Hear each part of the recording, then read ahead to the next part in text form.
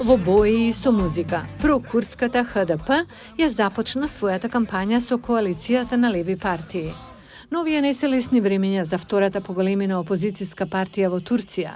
Уставниот суд го замрзна незиното државно финансирање, бидејќи судот разгледува можност за творење на ХДП поради наводни врски со курдските бунтовници, кои се борат против турската држава. ХДП ги негира тврдењата. Судот го отфрли повикот за одложување на случајот до парламентарните и председателските избори, сега закажани за 14 мај. Најголемиот правен проблем е сомнежот за легално постоење на партијата, дали ќе може или не да влезе на избори. Ова создава многу проблеми, затоа што сегашното раководство на партијата како целина и поранешните членови сега се под закана да бидат забранети во политиката.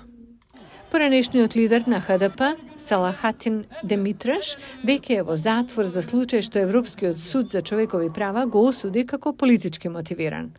Владата ги отфрла тие обвиненија, велејќи дека незините судови се независни.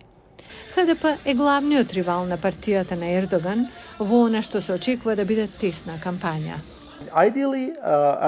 Идеално, Ердоган се разбира, би сакал да ја затвори ХДП, бидејќи тоа би било добро за него на парламентарните избори. Ако тоа се случи, тогаш веројатно е дека неговата партија би можела да добие повеќе места.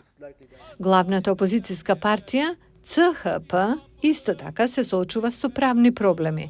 Незиниот харизматичен градоначалник на Истанбул, Екрем Имамоглу, кој на широко се смета за председателски противник, минатиот месец беше осуден за навреда на службено лице и сега се соочува со политичка забрана. Групите за човекови права предупредуваат дека судството се повеќе станува политичка алатка. Двете области каде што владата ја одржува контролата и има огромна предност се контролата на судството и судските одлуки, кои потоа се користат против опозицијата на многу произволен и рестриктивен начин, како и контролата врз медиумите.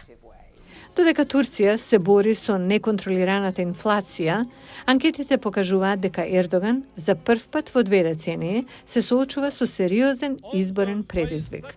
Но стравот е дека судовите наместо гласачите би можеле да го одлучат исходот. Работата е што веќе како да нема закон. Зависи од желбите на Ердоган. Тоа значи дека тие може да бидат уште поостри.